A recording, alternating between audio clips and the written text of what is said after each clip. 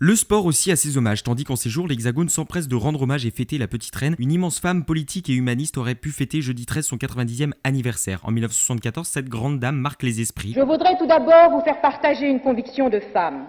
Je m'excuse de le faire devant cette assemblée presque exclusivement composée d'hommes. Les différentes actions menées font d'elle l'icône de la lutte contre la discrimination des femmes en France. Dommage qu'elle nous ait quitté le 30 juin car elle aurait sans doute évoqué une certaine satisfaction à entendre une ministre de la République évoquer un rayonnement planétaire en évoquant la candidature olympique pour Paris. Même constat en entendant le bilan et les perspectives nationales d'un sport tel que le badminton par la voix d'une de ses représentantes. En moyenne, au niveau de la Fédération française, on est à peu près à 36% de pratiquantes féminines sur notre tendanciel, donc l'idée c'est de le monter un petit peu. Le 17 juillet 1979, devenue présidente du Parlement européen, elle déclare que ce soit tout normalement les femmes qui ont exactement les mêmes possibilités que les hommes. Sur ce point, l'Ultimate, sport à l'honneur le week-end dernier en raison de la finale de son championnat de France N1 à Fontenay-le-Comte, aurait comblé ses espérances. Dans ce sport, pas de catégorie élite réservée au seul monsieur. En Ultimate, c'est Open, normalement, c'est ouvert à tout le monde. Si les hommes sont toutefois majoritaires à ce niveau, il leur faut cependant constater ça change pas grand-chose d'avoir une femme en face de soi.